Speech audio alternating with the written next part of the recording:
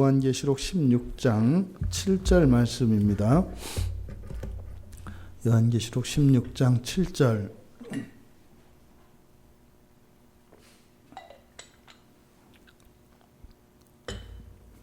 우리 같이 한 목소리로 함께 읽겠습니다. 또 내가 들으니 제단이 말하기를 그러하다. 주 하나님 곧 전능하신 이시여 심판하시는 것이 참되고 의로우시도다 하더라. 아멘. 예, 요즘에 그런 생각해요. 그러니까 이제 제가 우리 교회 광야교회 교인들한테 이렇게 손을 잡고 자꾸 이렇게 성경의 숲속으로 자꾸 끌고 들어가려고 하는 것 같은 그런 생각이 들어요. 그러니까 이게 성경 안에 세상이 있고 성경 밖에 세상이 있거든요. 성경 밖에도 세상이 있어요. 성경 안에도 세상이 있고. 근데 제가 하는 일이 요새 보니까, 근데 그게 목사들이 해야 될 일이죠. 자꾸 성경으로 들어가자고 이렇게 이제 막 이렇게 끌고 들어가는 것 같아요. 근데 올해가 종교개혁 500주년이지 않습니까? 그러니까 종교개혁자들이 보니까 오늘 이제 크게 제가 좀 위로를 받고 이렇게 용기를 얻었던 게 이제 루터에 관한 이야기를 듣고 이제 책을 보고 이렇게 이제 하면서, 그러니까 루터가 그랬더라고요. 루터도. 그러니까 루터도 계속 설교를 할 때마다 성경을 볼 때마다 이상한 거예요. 이상하다. 왜 이런가. 아닌데. 그러면서 루터가 또 개인적으로는 이게 스스로 말하기를 내가 사제로서는 흠이 없다 이렇게 얘기를 해요. 사제로서는 흠이 없다. 그러니까 모든 율법을 다 지키고 마치 사도 바울의 고백과 같이 그랬던 사람인 것 같아요. 그런데 그렇게 철저하게 하나님 말씀에 붙들려서 살았던 이유는 사실은 믿음이나 이런 게 아니라 두려움이었습니다. 워낙 루터가 겁이 많은 사람이어서 그 루터를 담임했던 그 신부가, 그 사제가 그런 얘기를 해요. 루터에게 고해성사, 그 천주교인들은 고해성사가 필수잖아요. 자기 죄를 고백하고 그 용서를 받아야 되잖아요. 그러니까 루터가 고해성사를 2시간을 한 적이 있대요. 그러니까 무슨 말인지 아시겠죠? 그러니까 2시간 동안 기도하는 것도 쉽지 않거든요. 근데 고해성사는 기도하는 것보다 10배는 더 어려울 거예요. 그러니까 2시간 동안을 자기 죄를 얘기했다는 거예요. 신부님, 제가 이 죄를 졌습니다. 용서해 주세요. 이 죄를 졌습니다. 용서해 주세요. 여러분 한번 2시간을 계속 한다고 생각을 해보세요. 근데 그렇게 하고 가다가요, 또 온대요. 그렇게 하고 가다가 신부님, 제가 가다가 생각났는데 다른 죄가 생각났어요 해서 또 앉아서 또 한대요. 이랬던 사람이에요. 그러니까 루터가 알았던 하나님은 굉장히 두려운 하나님이거든요. 근데 사실 우리가 설교 때도 이제 말씀드렸던 것처럼 이스라엘 사람들의 제사를 우리가 많이 오해했다 이렇게 말씀을 드렸잖아요. 그러니까 그게 보니까 중세 교회에 원인이 있었어요. 그러니까 중세 교회의 그 사제들은 특히 성찬을 하고 그리고 이렇게 미사를 드리는 게 제사를 집례하는 거라 그랬잖아요. 그러니까 매주 제사를 드리는 거거든요. 그러니까 구약의 제사장이 제물을 잡듯이 매주 제사를 드리는 거예요. 근데 제물이 뭐예요? 예수님이에요. 예수님. 지금도 매주마다 예수를 잡는단 말이에요. 그래가지고 잡아가지고 어떻게 해요? 그 예수를 먹는다고요. 그러니까 제물을 예수님 생각해 보세요. 예수님은 하나님이라고 믿거든요. 근데 매주마다 이 사제들이 뭐예요? 예수님을 잡아야 된다고요. 그러니까 이 중세에 있었던 그 가톨릭 신부들이 가지고 있는 그 사제들이 가지고 있는 이 미사에 대한 부담은 이루 말할 수가 없어요. 그러니까 요즘에는 포도주를 준대요. 성당에서. 그죠? 원래 옛날에는 안 줬어요. 원래 안 줘요. 안 주는 이유가 뭐냐면 흘릴 수 있기 때문에 그래요. 만에 하나 흘릴 수 있기 때문에. 근데 흘리면 뭘 흘리는 거예요? 예수님 피를 흘리는 거예요. 신성모독이라고요. 그러니까 어떻게 해요? 만에 하나 피를 흘르느니 안 하는 게 낫죠. 안 하는 게. 그래서 안전하게 떡만 이렇게 주는 거고 피는 만에 하나 예수님의 피를 흘릴까 봐 못 하는 거예요. 그러니까요. 죄책감이 이루 말할 수가 없어요. 사제들이. 그러니까 겁이 워낙 많았고요. 그러니까 루터는 워낙 소심한 사람이었어요. 그랬던 사람이 생각을 해보세요. 막 그 사제로서 그 미사를 드리는 그 일에 굉장한 부담이 있어요. 그리고 성경을 연구할 때마다 이렇게 보니까 달라. 성경에서 말하는 하나님과 그 구원의 복음과 이 성당에서 이야기하는 자기가 배운 게 달라. 그러니까 사람이 좀 이렇게 뭐 자기 말이라도 좀 하고 이래 좀 외향적인 사람이면 말이라도 할 거 아니에요. 말 못해요. 다른 사람 얘기 들으라고 듣는단 말이에요. 들으면서 자기하고 비슷한 말 하면은 속으로 맞잖아 이렇게 하고 집에 이제 돌아와서 뭐 하는 거예요? 또 그런데도 말 못하고 이제 이러는 거예요. 이러는 사람이에요. 누가 그런 얘기를 해요. 루터도 자기가 그런 사람이 될 줄은 꿈에도 몰랐고 자기가 그런 일을 할 거라고 생각도 못했다는 거예요. 어느 날 눈 떠보니까 그냥 그날 그 비텐베르그 성당에다가 95개조 반박문 붙인 것도 사실은 그게 무슨 개혁하자고 왜 잘못됐다고 얘기하긴 한 건데 뭐 그런 일이 루터만 했던 게 아니래요. 그러니까 종종 이게 표현할 수 있는 자유가 있었대요. 그러니까 루터는 그 계단 오르고 이렇게 하는 게 사실은 이제 뭐 죽은 사람들 구원하는 거거든요. 그러나 할아버지 구원을 위해서 그 계단을 오르고 있었대요. 죽은 할아버지를 연옥에 있으니까 연보하기 위해서 헌금을 하잖아요. 그리고 돈으로 헌금하고 또 선행으로도 이렇게 연보하고 또 고행으로도 연보를 한다고요. 그러니까 그 계단, 그 성당의 돌계단을 오르는 것은 죽은 할아버지를 연옥에서 그러니까 지하방에서 이렇게 지상층으로 옮겨드리려고 연옥에서 천국으로 올려드리려고 계단을 무릎으로 기어 올라간 거예요. 근데 올라갔는데 우리 할아버지한테 이게 도움이 됐을까 확신이 안 들더래요. 헌금을 하고 이렇게 하는데 도대체 이게 그렇게 해서 사실은 이제 결단하게 된 게 그랬다고 하거든요. 근데 그 역사 속에서 루터가 그 95개조 반박문을 붙인 사건은 뭐 인류사의 분기점이 됐잖아요.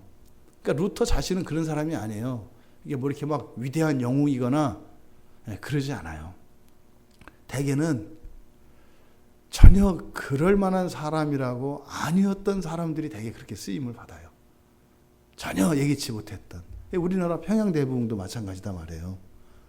못 떼먹은 장로가 돈 떼먹은 그 청년 집사 그 돈 떼먹은 그 회개를 하면서 그러니까 또 옛날 나 돈 떼먹은 장로 저딴 게 무슨 장로라고 이랬던 청년이 거기서 그 장로가 회개하면서 또 거기서 또 그 장로가 그렇게 회개하니까 그동안 내가 미워했던 게 잘못된 게 되잖아요. 아이고 장로님 제가 잘못했어요. 제가 그래 장로님 그동안 그때부터 미워했어요. 뭐 이게 불이 일어나는 거예요. 그러면서 그냥 역사가 바뀌는 거죠. 이 말씀을 서두에 드리는 이유는 우리가 성경대로 살아가는 것은 참으로 옳다. 참으로 옳다. 우리가 그렇게 믿음으로 성경 속으로 들어가자. 가자. 역사 속에서 많은 믿음의 선진들이 그것을 증명하고 있고 성경이 오늘도 우리에게 가르쳐준다. 그러면 성경만 따라가자. 그래서 좀 본때를 보이자. 호구가 된 교회가 아니라 세상을 벌벌 떨게 하는 교회가 되자. 이게 뭐예요? 무슨 뭐 우리가 뭐 세상을 겁준다는 게 다른 의미가 아니잖아요. 말씀대로 되는 것을 본부로서 하나님을 두려워하는 거예요. 그동안 하나님과 상관없이 말씀과 상관없이 살았던 삶에 대해서 두려워하는 걸 말하는 거예요. 그래서 그 은혜가 우리 모두에게 임하기를 바랍니다. 우리가 지금 요한계시록을 보고 있는데 이것이 정말 소망의 메시지이고 또 우리가 지지부진한 결단하지 못하는 그래서 이것도 아니고 저것도 아닌 그래서 어쩌면 가장 불쌍한 사람처럼 살아왔던 우리의 인생이었다면 이제부터는 정말 믿음 안에서 거룩하고 복되고 그런 영광스러운 삶으로 바뀔 수 있게 되기를 바랍니다.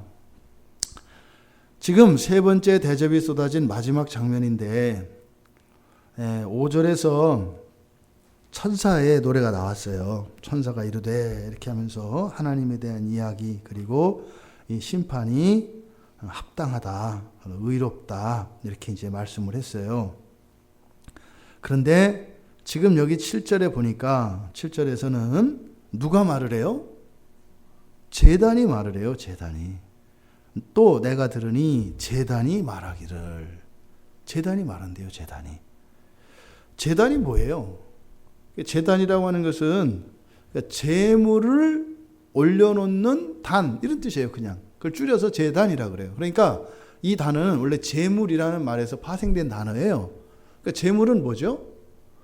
누군가에게 특히 신이지요. 그러니까 신에게 헌신하기 위해서, 그러니까 드리기 위해서 죽이는 생명, 이걸 제물이라고 해요. 그러니까 신께 드리는 그 생명을 올려놓는, 그 생명을 드리는 단, 이게 제단이란 말이에요. 그러니까 하나님께 바쳐진 그 생명을 하나님께 드리는 장소예요. 보세요. 성도가 하나님께 드리는 생명이니까 귀해요, 안 귀해요? 귀한 거예요. 그럼 귀한 것을 받으시는 하나님이 기쁘시겠어요? 안 기쁘시겠어요? 기쁘시다고요. 기쁘시다고요. 그러니까 제단이라고 하는 것은 하나님과 참된 신자들이 만나는 곳이죠. 근데 거기는 성도들의 그 참된 신자들이 헌신하는 자리죠. 또 거기는 하나님이 그것을 받으시는 자리죠. 그러니까 그 자리는 어떤 곳이에요? 굉장히 복되고 굉장히 영광스러운 곳이에요. 제단이라고 하는 곳이. 근데 우리가 자칫 하나님과 신자를 생각하지 않고 그 재물을 우리가 생각하게 되면 그게 뭐예요? 한 생명이 죽어가는 일이 있잖아요. 그럼 이건 기쁜 일이 아니죠. 죽잖아요. 여러분 생각해 보세요. 어떤 동물 애호가가 있다고 쳐요. 예? 그래서 뭐 예를 들어서 뭐 우리 아버님은 안 계시지만 뭐 우리 아버님이 살아 계신데 100세가 되셨어요, 올해. 예? 예를 들어서. 근데 우리 아버님이 뭐 보신탕을 좋아해. 그래서 백순잔치를 이게 100세가 돼서 잔치를 하는데 아버지가 제일 좋아하는 고기가 보신탕이니까 그걸 잡을 거 아니에요. 아버지에게 보신탕을 선물하면서 또 제가 이제 개를 좋아하니까 그 죽은 개를 생각한다면 어떻게 되겠어요? 아버지한테 보신탕을 끓여 드렸는데 그 죽은 개를 생각하고 있어요. 그럼 그 앞에 앉아서 제가 눈물을 뚝뚝뚝 흘릴 거 아니에요. 아버지가 물어볼 거 아니에요. 야, 너 왜 그러냐? 그랬더니 아버지는 속으로 그랬을 거 아니에요. 이 녀석이 내가 그래도 100살까지 살았다고 하나님께 감사하고 있구나 이럴 거 아니에요. 그랬더니 얘기해보라고 그랬더니 아니에요. 그랬더니 얘기해봐 그랬더니 죽은 뽀삐 생각나세요.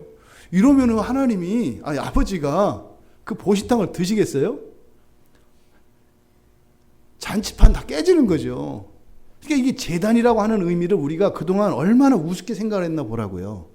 하나님과 우리 사이에 서는데요. 양이 죽는 게 슬퍼요? 아니라니까요. 그렇게 접근하면 안 된다 이 말이에요. 그러니까 이 제단이라고 하는 의미는 거기는 우리가 뭐 새벽에도 이야기했던 것처럼 이 제단은 굉장히 중요한 개념이거든요. 구약에서부터 이 제단을 쌓는다라고 하는 것은 사실 하나님과의 만남의 새로운 시작은 항상 제단이에요. 그러니까 하나님과의 만남이 합법화되고 형식화되고 딱 정착되는 거 이게 제단이에요. 오늘날로 말하면 뭐예요? 우리가 우리의 신앙의 기초가 딱 서는 게 뭐예요? 예배거든요. 그러니까 그 구약에서의 제단의 개념이 오늘날 예배 속에 나타난다고요. 그러니까 예배는요. 그런 하나님과의 만남을 통해서 부어주는 헌신과 하나님이 내려주시는 은혜의 일이 그 축복이 부어지는 자리가 바로 이 제단이에요. 그러니까 그래서 이 제단은 반드시 뭐와 관계되어 있겠어요? 믿음과 관계되어 있겠죠. 믿음이 없이 제단에 나갈 때는 어떻겠어요? 두렵다고요. 하나님을 만나는데 두렵다고요. 또 믿음이 없이 나아갈 때는 어떻게 했어요?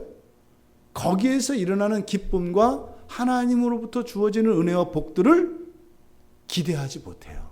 기대하지 못한다는 것은 못 받는다는 얘기예요. 받을 준비가 안 되어 있으니까. 그래서 이 제단은 믿음과 관계되어 있습니다. 근데 지금 이 제단이 어떤 제단이에요? 말하는 제단이에요. 헬라어에서 말하다라고 하는 단어가 여러 가지가 있어요. 여러 가지 그 말한다고 하는, 영어에서도 그러잖아요. 그렇죠? 말하다라고 하는 의미를 가진 단어들이 있잖아요. 여기에 사용되어진 그 말하다라고 하는 단어가 레고라고 하는 단어인데, 원래 이 레고라고 하는 이 단어는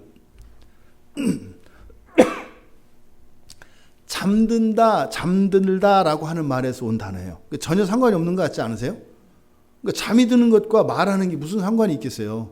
잠들면 말을 못 하잖아요. 그렇죠? 근데 이 단어가 원래의 의미는 잠이 들다라는 단어예요. 원래 그렇게 쓰이던 단어예요. 근데 이게 이렇게 시간이 흐르면서 그게 말한다는 의미로 바뀌었거든요. 이 단어가 완전히 바뀐 경우죠. 그러니까 이렇게 바뀌게 된 이유가 뭐냐면, 원래 사람이, 그러니까 이제 예를 들어 막 말 많은 사람, 그 뭐 이렇게 따발촉하지 아주 쉬지 않고 말하는 사람 있잖아요. 그런 사람은 그 주변 사람들이 그 사람한테 뭘 바래요? 그쵸, 좀 이렇게 얘기 안 했으면 바르잖아요. 그 사람이 잠드는 거예요. 그 사람이. 이게 막 말하는 사람이 잠드는 거. 그러니까 요게 막 논쟁 중에, 그러니까 논쟁할 때는 사실은 옳고 그르고가 없어요. 왜? 그냥 자기 의견을 얘기하는 거니까. 그러니까 논쟁은 그런 거예요. 논쟁은 맞고 틀리고 없어. 그냥 자기 생각을 막 쏟아 부으면 돼요. 그러니까 논쟁은 사실은 잘 정리해야 돼요. 그 건질 거 별로 없어요. 그 논쟁에서는. 막 논쟁을 해. 그러면 이제 정리가 돼요. 하다 보면. 그 다음에 자기가 얘기하다 보면, 나 혼자 엉뚱한 얘기를 하고 있구나. 이랬던 사람은 이제 말을 안 하겠죠. 근데 이제 점점 하다가 또 어떤 사람은, 내가 말빨이 밀리는구나. 얘기하면 자꾸 내가 망신스럽구나. 그럼 또 안 하겠죠. 그럼 점점 하면서 어떻게 해요?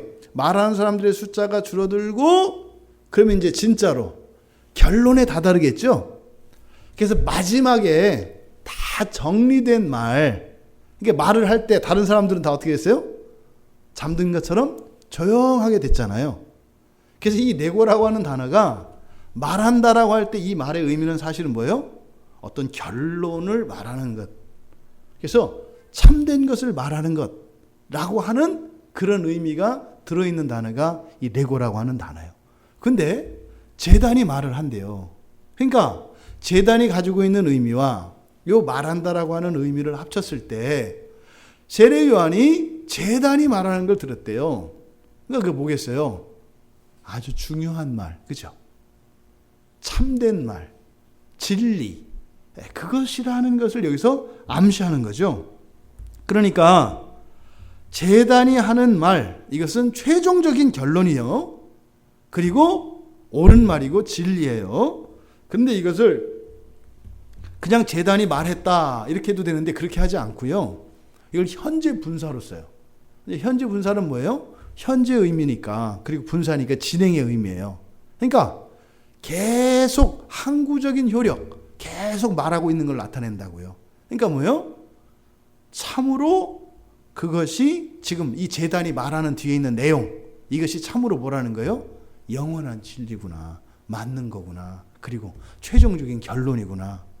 요것을 요한이 지금 요 말에서 나타내는 거예요. 뭐가?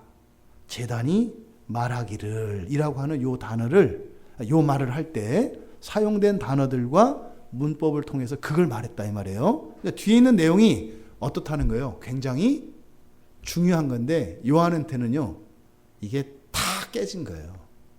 딱 풀린 거예요. 그러니까 뒤에 나오는 내용에 대해서 궁금증을, 관심을 갖게 하기 위해서 이렇게 말을 한 거예요. 그러니까 지금 여기에 어떤 일이 일어났어요? 지금 얘기하는 것은 사실 뭐예요? 강물이 피로 변한 사건에 대해서 말하는 거예요. 강물이 피로 변한 이것이 어떻다? 옳다라는 거예요. 옳다는 얘기를 지금 사실 여기서 반복해서 다시 한번 또 하고 있거든요. 그러니까 이 강물이 피로 변하는 사건을 바로 이 제단이 말했다라고 하는 걸 보니까 요한이 뭐예요? 구약의 제사와 지금 연결시키고 있는 거죠. 구약의 제사와 연결시켜서 이 말을 하는데, 여기서 의롭다라고 하는 이 제단의 선포, 하나님의 그 심판이 의롭다라고 하는 이 말이 어떻다는 거예요? 구약에 있었던 모든 제사들을 통해서 약속하신 하나님의 약속이 있잖아요. 제사는 뭘 약속해요? 죄의 용서를 약속한다고요. 근데 그게 진짜네? 아까 루터가 어떤 사람이라고 그랬어요? 하나님 말씀을 지키고 막 그렇게 해도 어떻게 해요? 구원의 확신이 안 들었다고요. 그런 걸 아무리 해도 이게 도움이 될 거라는 생각이 안 들고 여전히 무서워서 벌벌 떨잖아요. 천둥 치면은요, 자다 깨가지고 밤새 잠 못 자는 사람이에요, 루터는. 왜요? 지옥 갈까봐. 그렇게 거룩하고 깨끗하게 살았는데도, 그렇게 성경 공부를 하고 하는데도 뭐예요? 안 좋은 일이 딱 생기면요, 이것도 하나님이 치셨나? 이렇게 생각하는 사람이었다고요. 그러면서 계속 생각나요. 이것도 잘못됐고 저것도 잘못됐고 이것도 잘못됐고 내가 이거 진짜 맞나? 근데 더 괴로워. 왜? 성경을 또 열심히 연구하는 사람이라 성경을 알겠는데 그것과 어때요? 성경을 알면 알수록 그것과 너무나 거리가 먼 자신을 발견해요. 거기다가 소심해. 겁이 많아. 거기다 하나님을 잘못 알고 있어.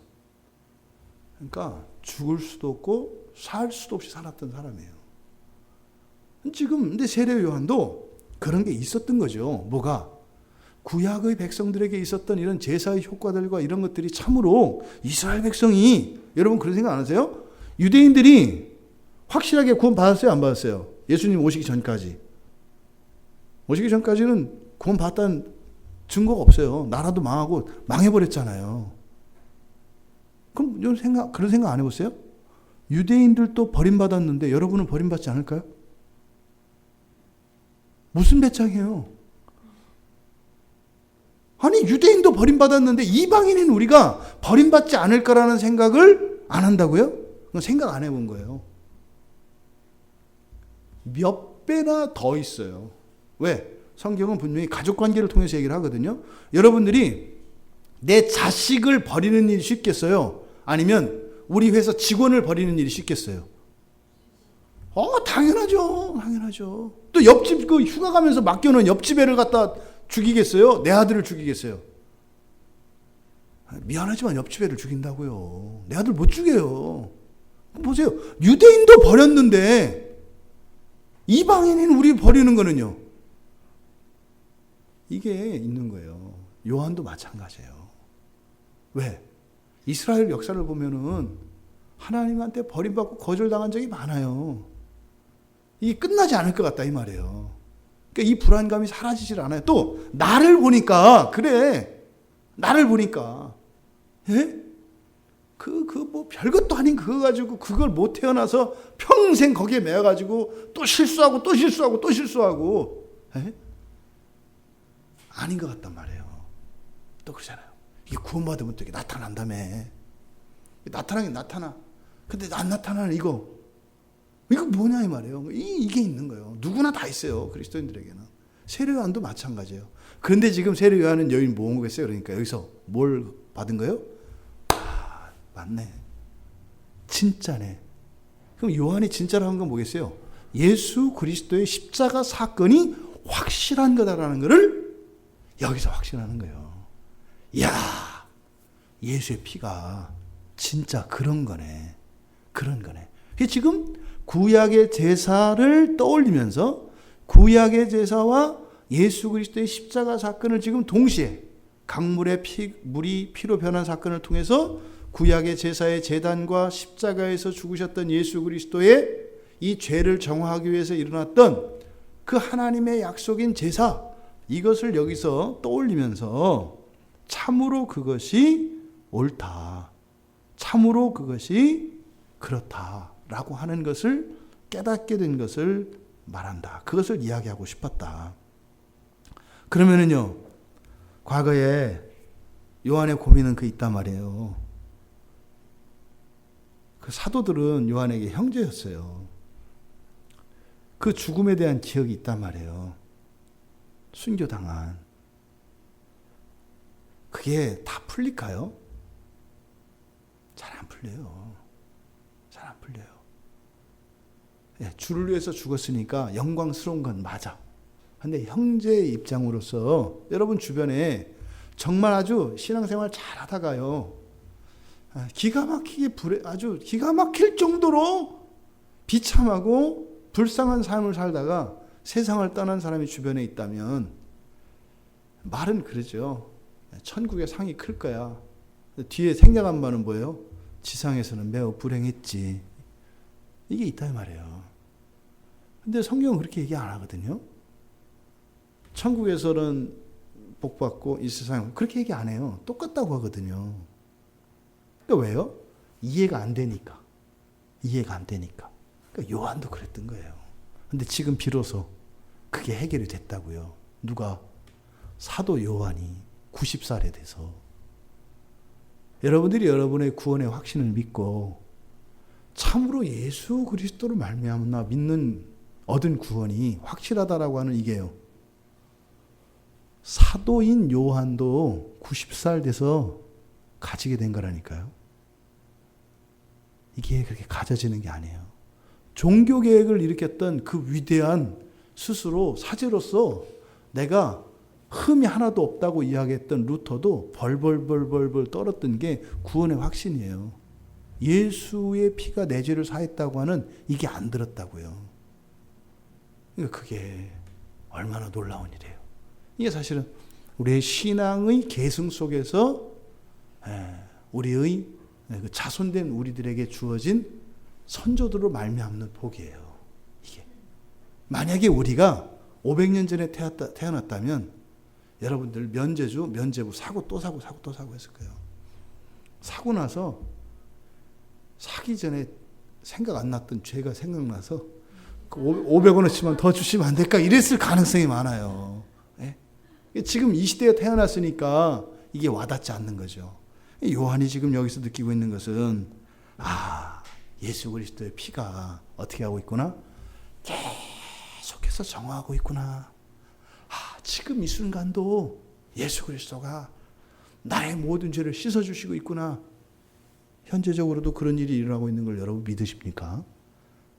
어제도 그랬고 오늘도 그랬고 내일도 그렇고 그리스도의 피가 흐르면서 나를 정결케 해요. 나를 정결케 해요.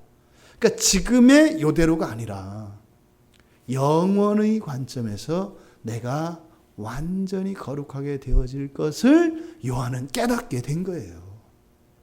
그러니까 지금 이 감격이라고 하는 것은 이루 말할 수가 없는 거죠. 그런데 그 제단의 선언의 내용 두 가지입니다. 두 가지. 그 하나님의 심판이 의롭다고 하는 거예요. 의롭다. 의롭다. 그리고 또 어떻다? 참되다. 두 가지예요.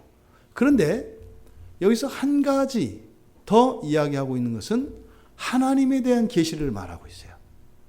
하나님이 어떤 분이신지. 앞에서도 천사가 우리가 지난주 살펴본 것처럼 굉장히 독특하게 우리말 성경에는 뭐 전에도 계셨고 뭐 지금도 계시고 이렇게 표현되어 있지만 이거는 굉장히 특별한 표현이다. 이렇게 이제 말씀을 드렸잖아요. 그러니까 하나님은 어떻게 해요? 예전에도 계셨고 그러나 지금도 계시고 항존하시는 영원하신 하나님. 그래서 그 하나님이 어떤 분이신지 하나님에 관한 계시를 천사를 통해서 이야기를 했는데 여기 이 제단의 말을 통해서 또 하나님이 어떤 분이신지에 대해서 이야기를 해요. 여러분, 하나님은 공의로우시죠? 다 아시잖아요. 하나님은 참되시죠? 다 아시지 않아요? 근데 진짜로 그렇게 생각하세요? 조금만 생각해 보면 참 받아들이기 어려운 얘기예요. 하나님이 의로우시고 하나님이 참되시다? 글쎄요. 그런 얘기 많이 하잖아요. 그런데 왜 저 하나님이 예수 믿는 사람들 그렇게 살게 해? 입이 딱 다물어지지 않아요? 왜 그런데 그 하나님이 그 예수 믿는 사람들 왜 그 모양으로 그냥 두신대? 니네 하나님이 공의로운 거 맞냐? 그랬을 때 우리가 당당하게 대답 못 한다니까요. 또 그게 사실은 뭐 그 정도로 끝나는 게 아니라 세상을 보면요. 아주 악한 사람들이 착한 사람들을 완전히 이겨먹어요.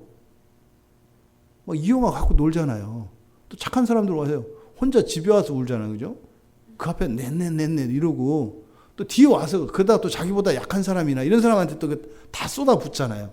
그러니까 한쪽에서는 천사인데 한쪽에서는 악마가 되잖아요. 착한 사람들의 특징이 그래요. 어딘가에서 착하면 어딘가에서는 악마의 역할을 해요. 그러니까 그 사람이 또 다른 그 사람보다 더 착한 사람에게나 약한 사람에게 악마 짓을 하죠. 그 하나님이 공의롭고 참되다라고 우리가 생각하기 어려워요.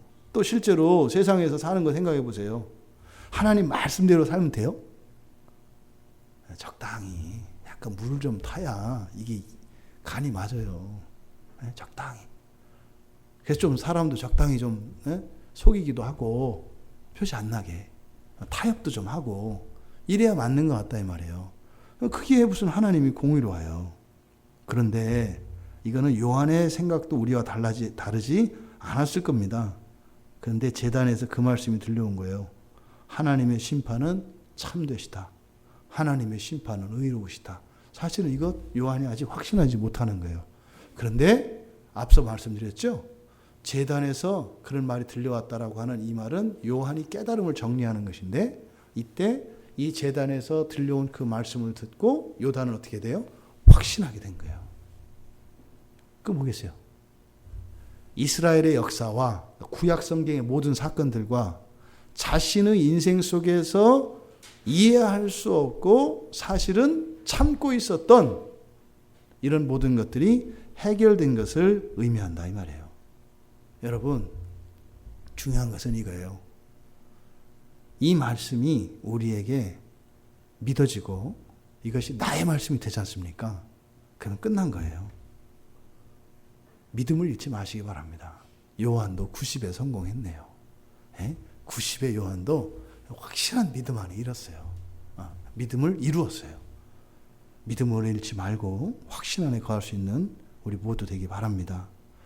첫 번째 하나님에 관한 계시, 하나님에 관한 계시. 7절에서 보니까 하나님을 뭐라고 소개를 하냐면 주 하나님 곧 전능하신 이 이렇게 돼 있어요. 근데 뒤에 있는 내용은 심판이잖아요. 여기서 그죠? 여기서 주는 어떤 주라고 하는 것은 여러 의미가 있어요. 그죠? 여기서 어떤 주를 말하겠어요? 심판주를 말하겠죠. 심판주로서의 하나님이 어떤 분이신가? 그러니까 이거를 그냥 뭐 간단하게 이야기하자면 참으로 심판하시는 하나님은 참 하나님 그분이시고 전능자. 여기서 전능자라고 하는 것은 온 세상의 통치자라는 뜻이에요. 그러니까 참 하나님이시고 온 세상을 통치하시는 하나님이시다. 이렇게 얘기한 거예요. 그러니까 그런 분이 하신 일이니까 그것은 어때요? 무조건 옳고 무조건 의롭겠죠.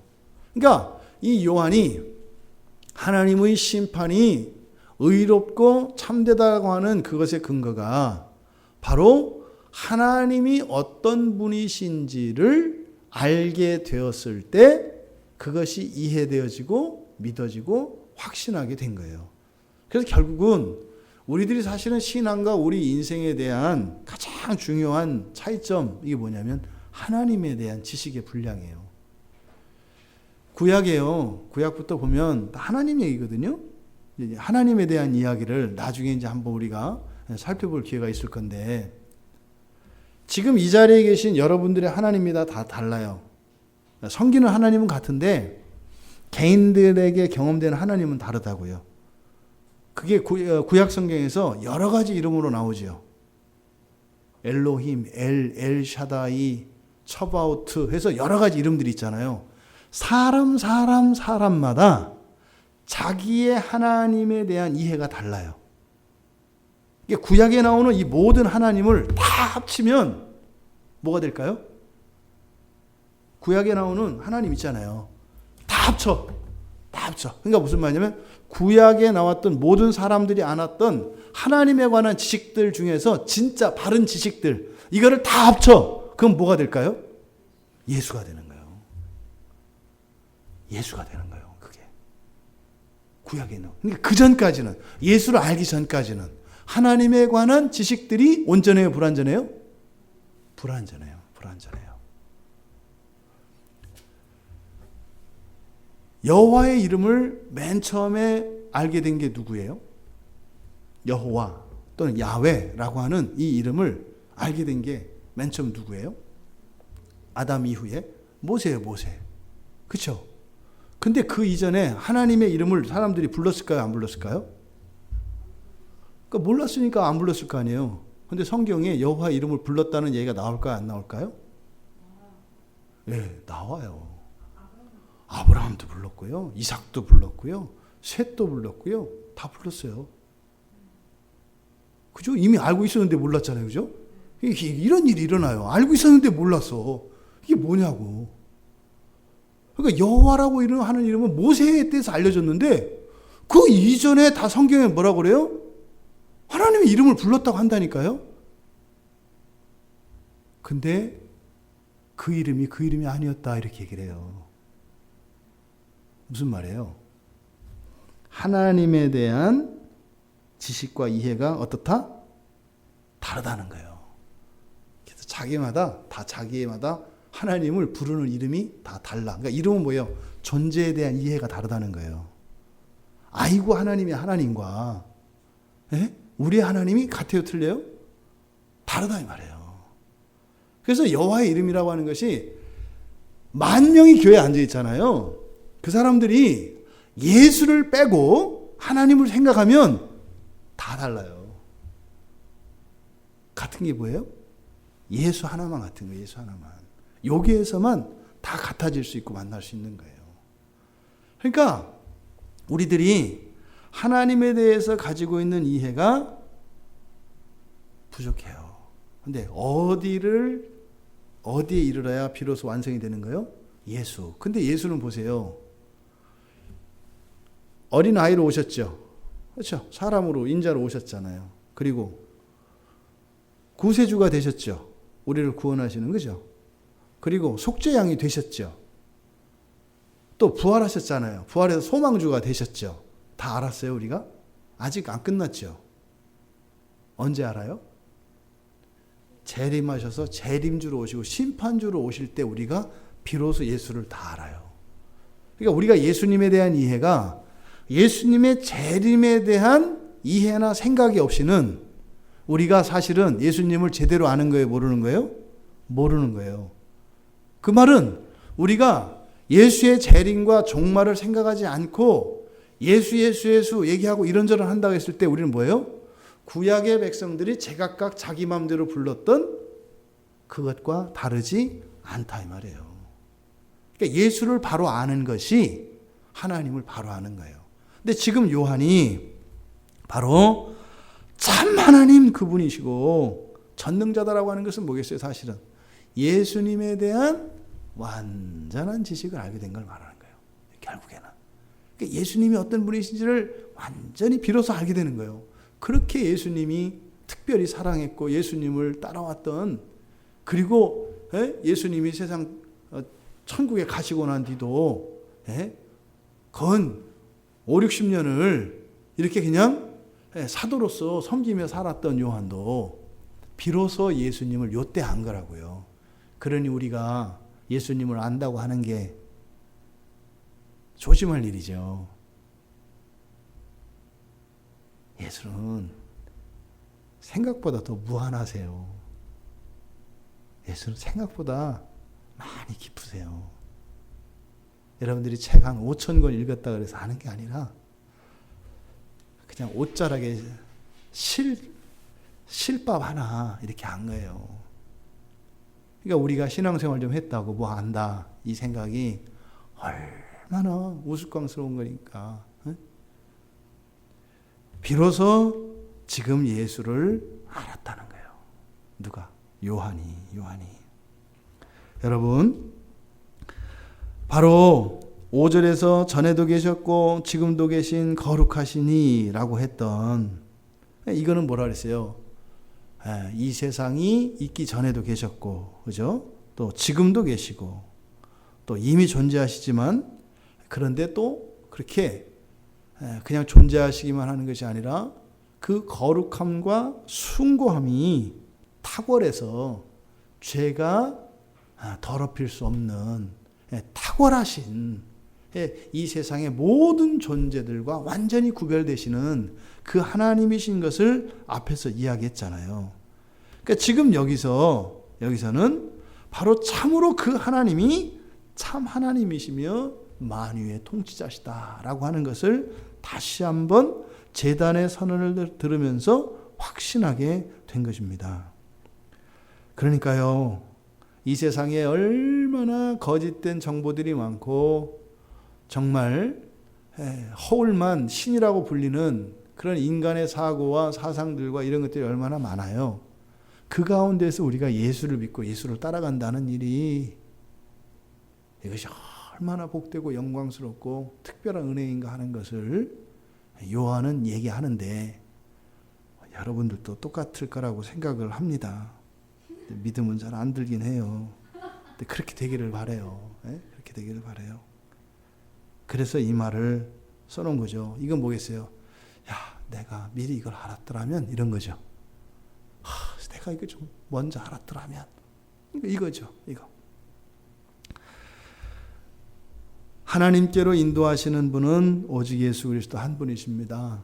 우리가 참 하나님 앞으로 갈 수 있는 것은 그리스도께서 우리의 목자가 되어주시고 우리에게 길이 되어주셔서 우리가 그분을 따라갈 수 있기 때문입니다.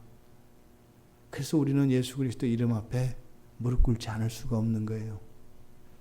그리스도 예수의 영광 앞에 우리가 차마 눈부셔서 눈을 다 뜰 수가 없는 거예요. 그 길을 발견할 수도 없고 더더군다나 그 길을 따라간다는 건 상상도 할 수 없는 일이에요, 여러분. 우리가 요만해서 만만해 보이지만 사실은요, 영적인 눈으로 보면 그래도 내가 예수가 좋다고, 예수를 믿고 또 이렇게 나와서 기도회도 하고 주일마다 또 와서 예배도 드리고, 이게 엄청난 일이라는 거예요. 근데 요한은 그걸 몰랐던 거예요. 그 영광을 몰랐던 거예요. 그러니까 그동안 때로는 힘들고 그런 일이 많이 있었던 거죠. 두 번째로 이제 구체적으로 그 하나님의 심판은 참되다라는 거예요. 이 참되다라고 번역된 것은 진리입니다. 진리. 진리의 파생어죠. 참되다. 그러니까 우리가 또 진리에 대해서 주일에 또 살펴봤지 않습니까? 그러니까 이게 무슨 이렇게 다 연결이 되는지 모르겠어요. 이렇게 자꾸. 진리. 진리라는 말은 우리가 말씀드렸던 것처럼 말하는 것과 그 사실 그게 다 같아야 된다 그랬어요. 그렇죠? 그러니까 그 사실이라는 것만 중요한 게 아니고 그 사실의 근원, 그 원천되는 것, 그것과 유기적으로 결합되어 있고 일치되어 있는 것, 이게 더 중요한 개념이라고 그랬어요. 그러니까 우리가 진리라고 믿는 그것들은 사실은 뭐예요? 그러면 동기나 과정이나 목적이 다 일치해야 되거든요. 근데 우리는 진리라고 따라갔다가 아닌가 배 하잖아요. 나중에 가면. 그런 건 진리가 아니라고요. 진리는 뭐예요? 영원히 옳은 거예요. 모두에게 옳은 거예요. 이게 진리라고요. 그러니까 이런 건 우리가 사실 넘볼 수 없는 거라고요.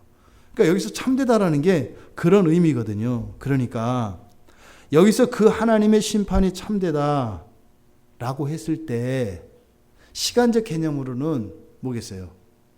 하나님의 천지 창조로부터 완성까지가 어떻다는 거예요? 딱 들어맞는다는 거예요. 시작부터 끝이 딱 들어맞는다는 거예요.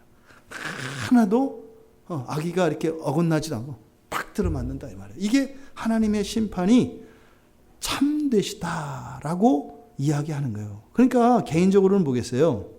성경에 대해서 그리고 그 구약의 이스라엘 역사에 대해서 요한이 질문이 있었겠어요? 없었겠어요? 많았어요. 예나 지금이나 많아요. 또 어떤 거는 의심도 가고요. 또 이렇게 도대체 알 수 없는 그런 사건들도 있어요. 뭐 이딴 게 여기 성경에 들어와가지고 왜 예수 믿는 나로 하여금 곤란하게 만들고 뭐 이런 사건들 있잖아요. 예? 뭐 그런 사건들. 그러니까 없었으면 좀 우리가 좀 편하게 좀 이렇게 좀 이제 점잖게 예수 믿는 사람이라고 할 수 있는데, 아씨 뭐 이런 얘기를 넣어놔가지고 또 이게 또 우리 얘기니까 뭐 뭐라고 할 수는 없고 또 예수님이 또 그 족보야 뭐 이래가지고 이런 거 있잖아요. 그러니까 이게 요한한테도 사실은 잘 풀리지 않는 게 있었다고요. 그런데 지금 뭐 하라는 거예요? 다 풀렸다는 거예요. 성경에 있는 모든 사건들과 구절 하나하나 이런 것들이 어떻게 해요? 다 이해됐다고요. 성경에 보면 예수님께서도 육반제라 그래서 딴 말 하실 때가 있어요. 예수님이 옛날에 했던 말로 뒤집는 말이 있다고요. 이거 반제라 그래요. 반제. 한 입으로 두 말 하시네. 하나님이 뭐 졌다고요? 뭐 이럴 수 있는 것들이 있다고요. 그러니까 뭐예요? 제자들이 사실은 예수님이니까 말 안고 있었던 거예요. 제자들끼리 있었는데 뭐 했어요? 야, 예수님 지난번에 이렇게 하라고 하지 않았냐? 그치? 요새 연세 드셨나? 아직 젊은데 뭐 이런 이게 가능하다고요. 이런 해프닝들이. 그런데 그게 다 뭐예요? 다 이해가 된 거예요. 그것을 그 하나님의 심판은 참되다 이렇게 얘기하는 거죠. 이 세상은요 미완성의 세상이거든요. 근데 미완성의 세상을 살아가는 우리들에게 그런 미완의 현재의 삶 속에서요 바로 이런 고백이 나올 수 있더라는 거예요. 요한이 이 얘기를 쓴 거는 있더라는 거예요. 나중에 이렇게 된다 이게 아니라 있더라는 거예요. 지금 여러분 삶 속에. 그러니까 우리가 사실상 하나님은 참되십니다 이렇게 하려면 사실은 어떻게 돼요? 첫째, 우리가 완전히 고쳐져야 돼요. 우리의 전 인격이 지성과 정서와 의지가 완전히 회복되어야 하나님이 참되다는 것을 우리가 알 수 있다고요. 그게 안 돼 있는 이상은 세상이 그렇게 돼도 우리가 삐딱해서 그렇게 안 받아들인다고요. 그러니까 이 말을 하려면 우리가 완전한 하나님의 형상을 회복해야 이 말을 할 수가 있어요. 또 우리가 그렇게 됐다고 칩시다. 근데 세상이 그렇지 않으면 미치는 거예요. 그러면 우리만 똑바로 되고 세상이 그대로 있으면 정신병원에 끌려가는 거예요. 그러니까 어떻게 됐어요? 하나님의 심판이 참됩니다라고 하면은 우리도 완전한 하나님의 형상을 회복해야 되고 이 세상도 어떻게 해야 돼요? 완전한 하나님 나라로 회복돼야 돼요. 이거 언제예요? 새하늘과 새 땅이 이루어질 때거든요. 근데 아직 안 됐는데 요한은 참되다고 했잖아요. 그러니까 우리도 참되다는 걸 알 수 있어요? 없어요? 있다 이 말이에요. 요한은 90에 가서 이걸 깨달았지만 여러분들은 오늘부터 그렇게 깨달을 수 있길 바랍니다. 하나님은 참되시다. 이것이 미완인 우리와 이 세상 속을 살아가면서도 그렇게 되길 바라요. 그럼 마치 뭐겠어요? 이스라엘 백성들이 홍해를 걸로 건넌 것처럼 태평양을 잠수함 타고 건너면서 물 한 방울 안 적시는 것처럼 이게 그리스도인이에요. 그러니까 그리스도인은 뭐예요? 태평양을 잠수함 타고 건너가는 거 이게 그리스도인이라고요. 물속에 들어갔는데 옷이 안 젖을 수 있어요? 없어요? 있다. 그 얘기를 하는 거예요. 하나님이 참되십니다. 이 말이. 날마다 현재의 삶 속에서 그렇게 고백되어지기를 축복합니다. 세 번째로 이 천사의 이야기는 이 제단의 이야기는 하나님의 심판은 의로우시다는 거예요. 의롭다. 의롭다는 건 뭐예요? 기준 뭐죠? 하나님이에요. 하나님의 뜻, 하나님의 기준. 이게 의의 기준이에요. 그리고 판단자는 누구예요? 하나님이에요. 기준도 이거는 절대적인 기준인데 판단하는 것도 절대적인 분이야. 그러니까 의롭다는 건 사실상 현실 세계에서 가능해요? 불가능해요? 불가능해요. 절대적인 기준도 없고 또 절대적인 하나님이 그걸 판단했을 때는 더더군다나 의로운 건 이 세상에 있을 수가 없어요. 그러니까 의롭다는 것은 사실은 우리말로 표현하면 한 점 흠이 없는 거예요. 그리고 흠이 없어서만 되는 게 아니라 완벽한 것이어야 돼요. 흠이 없어야 되고 완벽한 것. 이게 의로운 거예요. 또 한편으로는 기준이 있기 때문에 하나님의 기준이라는 점에서 보았을 때 치우치지 않고 공정한 것이어야 돼요. 그리고 하나님이 당연히 그냥 받으시는 거. 이게 의로운 거예요. 생각도 아니야. 이런 거는 사실은 판단의 대상도 아니야. 왜? 그러니까 이게 의로운 거라고요. 그러니까 하나도 그렇게 특별하지 않은 것 같아요. 의롭다고 하는 것은 이 세상에 없는 거죠. 그런데 성경을 보면 하나님이 어떤 때는 심판을 막 늦추실 때 있잖아요. 그죠? 그래서 막 이렇게 죄를 짓는데 머뭇거리셔가지고 그 하나님 때문에 일이 커지는 것 같은 이런 일이 있어요. 아, 그때 내가 갈 때 딱 쳐서 돌이켰으면 내가 그 다음까지 안 갔을 텐데 그냥 내비두셔가지고 일이 커졌어. 뭐 이런 거 있지 않겠어요? 얼마든지. 또 엄청난 사건 사고가 있었어요. 내가 그 현장에 가지 않을 수 있었어. 왜? 버스가 가다가 갑자기 저기서 서는 바람에 탔단 말이에요. 출발한 버스는 원래 시내버스 못 타는 거잖아요. 에? 내가 정류장에 갔는데 버스가 딱 떠났단 말이에요. 다음 버스 타려고 기다렸어요. 그때 갑자기 버스가 비상 깜빡이를 켜고 저 앞에서 깜빡깜빡 있는 거예요. 근데 가다가 또 출발하면 또 애매하니까 안 가고 있어요. 조금 했더니 이게 탔단 말이에요. 근데 그 차가 다리가 무너져서 빠져 죽었단 말이에요. 나중에 뭐라 그랬어요? 아니 그때 그 버스는 왜 세워가지고 내가 그 다음 차 타려고 그랬는데. 이런 일들이 일어난다 이 말이에요. 우리 삶 속에 전혀 예기치 못했던.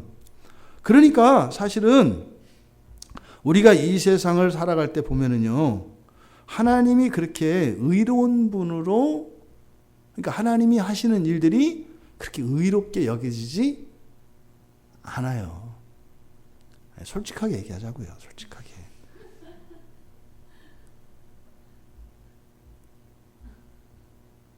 나보다 잘 사는 사람은 다 나보다 나아요?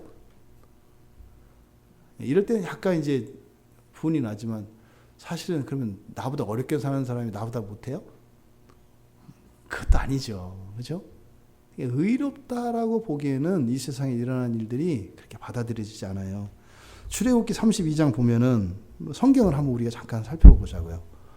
출애굽기 이제 안 찾으셔도 돼요. 그냥 다 아는 사건들이니까 워낙 유명해서. 출애굽기 32장은 그 금송아지 우상 사건이에요. 예? 그때 어떻게 해요? 그러니까 사람들이 그냥 우리 인간적인 입장에서 생각을 해보자고요. 아니 모세가 하나님 말씀 받으러 갔어. 와요 안 와요? 안 와요. 안 온다. 모세 하나 믿고 따라왔는데 안 와. 그러면요. 광야에서 삶이 이게 만만치 않잖아요. 그렇죠? 그럼 여러 가지 경우의 수가 있지 않겠어요? 모세가 일은 버려놨죠. 예? 사업을 시작을 했다고요. 전 재산 다 해가지고 친척들한테 돈을 다 끌어 모았다고요. 근데 뜻대로 안 돼. 그럼 어떻게 해요 되게? 튀죠. 아니 일 벌린 사람이 대박 난다고 했는데 이게 진짜로 대박이었지. 근데 99.9%라도 0.001% 때문에 안 되기도 하잖아요. 완전히 망한 거 다 날려버린 거예요. 그럴 때 이 사람이 어떻게 하겠어요? 튄다고요. 지금 애굽에 살던 사람들이 모세 하나님 믿고 따라왔어요. 근데 뭐 하나님 만난대요. 그래서 이제 회장님 만나면 될 줄 알고 갔는데 안 와. 그럼 어떻게 했어요? 그것도 이게 내 돈만 들인 게 아니거든. 내 동생 그리고 사돈댁 끝까지 다 끌어서 이렇게 했거든. 근데 안 보여. 그럼 어떻게 됐어요? 불안감이 들어요 안 들어요? 들어요. 그러니까 이 사람들 어떻게 했어요? 그래도 여기서 진짜 모세가 튀었으면 어떻게 돼요? 이건 미치는 거예요. 이거 오도 가도 못해요. 모세가 튀었으면. 그러니까 어떻게 돼요? 모세를 믿어야 되겠어요? 믿지 말아야 되겠어요? 믿어야죠. 끝까지. 왜? 그거 말고 답이 없어. 그러니까 모세를 더 믿기 위해서는 어떻게 해야 되겠어요? 내 마음을 잡아야 돼. 그래서 어떻게 한 거예요? 금송아지 만드는 거예요. 뭐 하려고? 내 믿음 흔들리지 않으려고.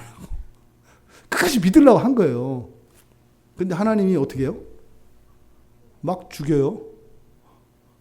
아니 이스라엘 백성들 입장에서는 모세 튄 것 같아가지고 불안해서 어떻게 어쨌든 끝까지 믿으려고 버티려고 했는데 하나님이 막 죽인다니까요. 이게 사실 막 다 진멸하려고 하잖아요. 그러니까 모세가 참으라 그래서 또 참아. 그 둘이 다 해. 백성들 입장에 아니 그 편지나 뭘 보내주든지 비둘기나 띄워주든지 뭐 왜 못하겠어요, 그죠?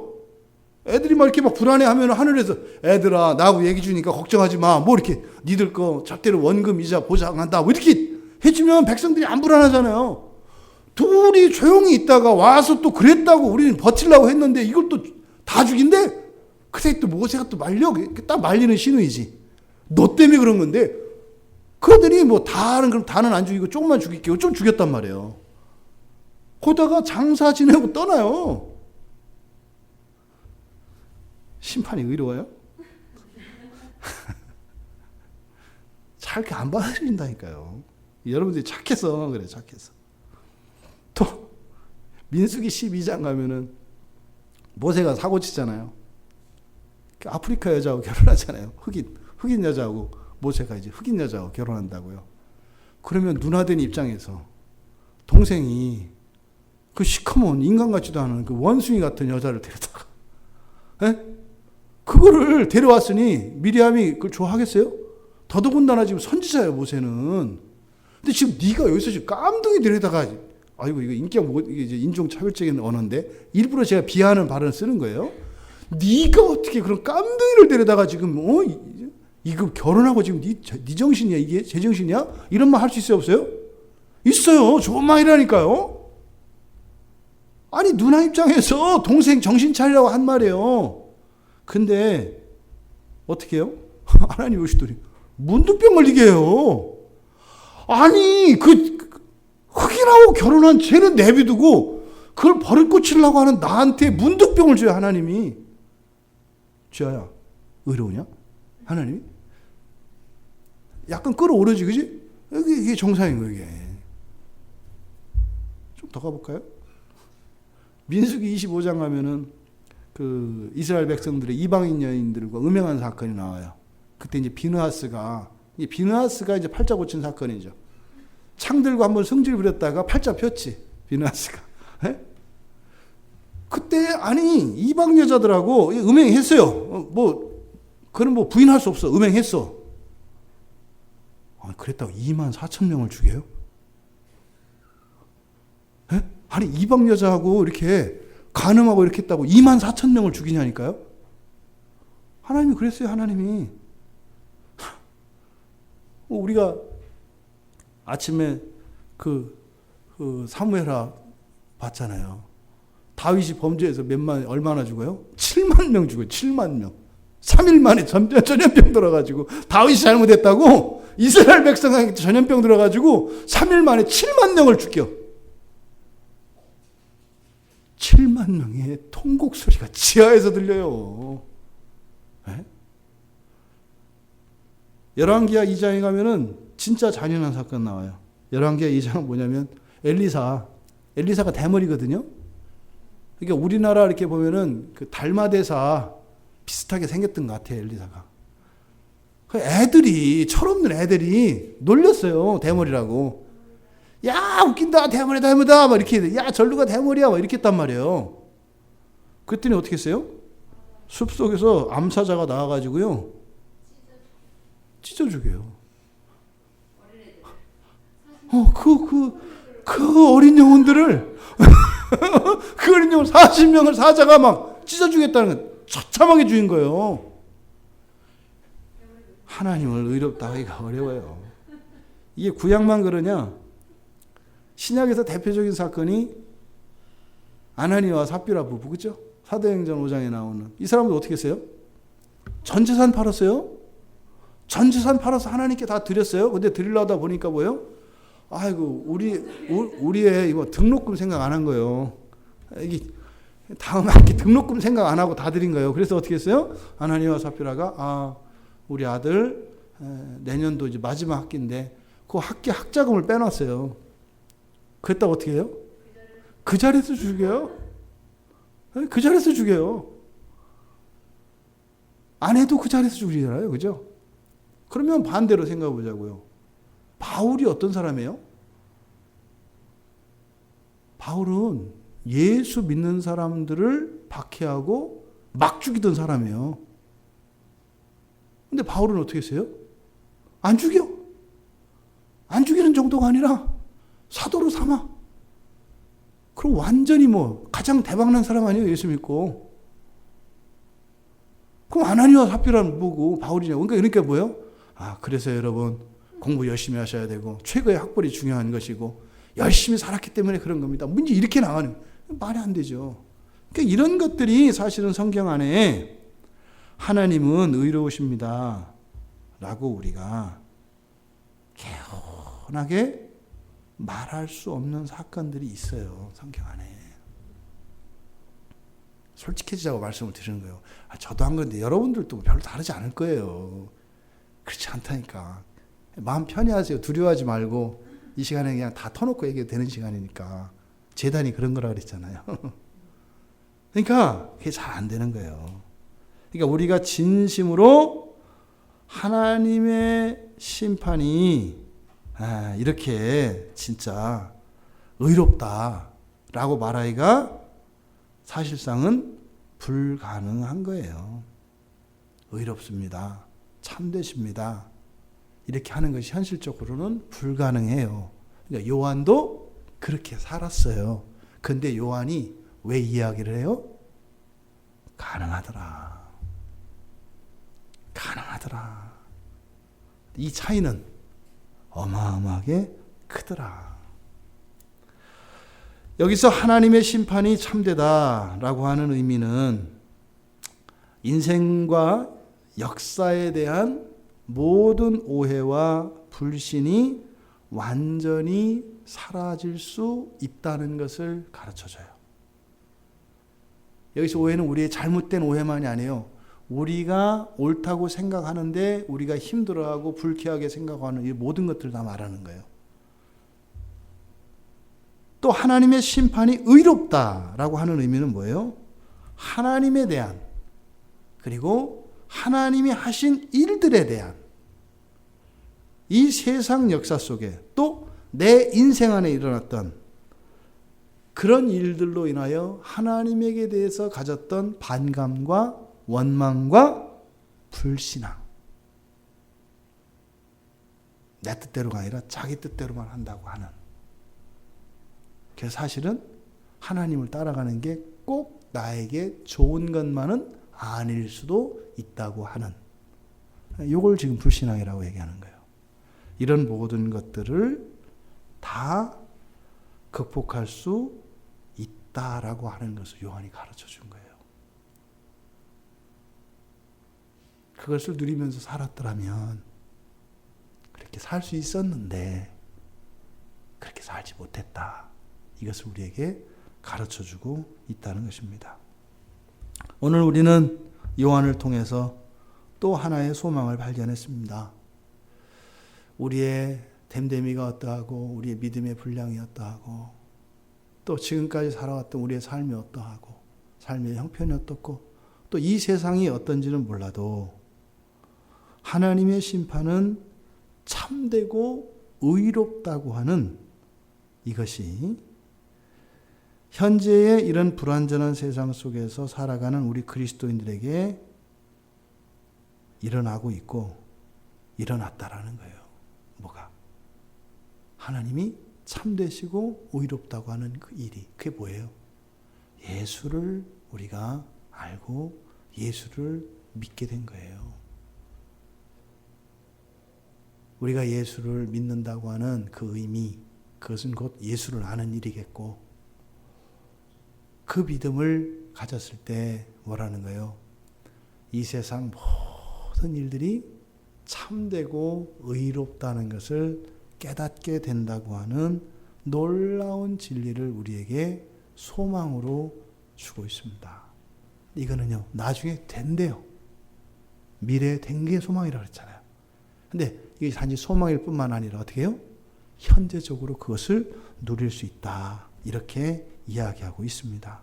여러분, 모든 상황과 사건들에 대한 그런 오해, 그리고 하나님에 대한 의심을 버립시다. 그래서 우리의 환경이 이렇게 저렇게 변하고 할 때 오히려 그때 우리의 마음이 출렁거리는 게 아니라 오히려 그런 변화 속에서 그 하나님의 영광의 다채로운 빛깔을 경험할 수 있기를 바랍니다. 때로는 우리가요, 하늘을 나는 것 같을 때가 있고 또 땅으로 곤두박질 치는 것 같은 때도 있었을 거고 또 앞으로도 있을 겁니다.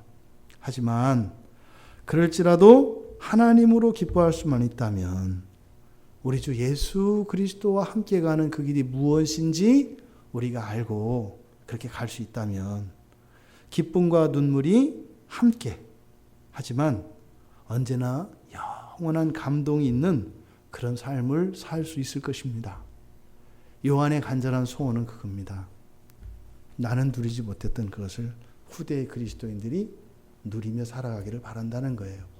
그래서 단순히 하나님의 심판이 참되고 의롭습니다 라고 하는 것은 우리에게 윽박지르고자 하는 것이 아니라 예수 그리스도를 믿는 자들에게 있는 그 부요함의 원천이 무엇이고 또 그것을 누리지 못하는 우리 그리스도인들의 삶이 우리의 비참과 불행이 어디에서 오는 것인가 하는 것을 오늘 성경은 가르쳐주고 있습니다. 여러분이 예수 앞에 나오는 순간 세상의 모든 것을 다 얻으셨습니다.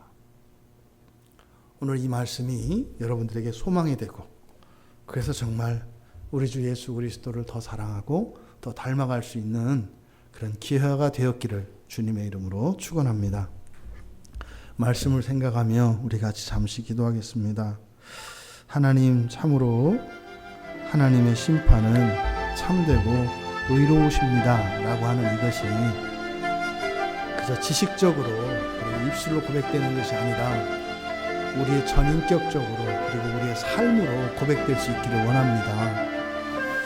하나님의 심판이 참으로 옳으십니다. 그리고 의로우십니다. 이렇게 참다운 구원의 은혜가 우리들의 현재의 삶 속에 또 지금까지 그렇게 되어져 왔음에도 불구하고 우리가 깨닫지 못했다는 것 이 시간 고백하며 하나님의 심판은 참되시고 의로우십니다. 이 요한의 깨달음이 요한이 우리에게 준 소망이 우리의 현실이 될 수 있도록 은혜를 달라고 우리 같이 기도하겠습니다.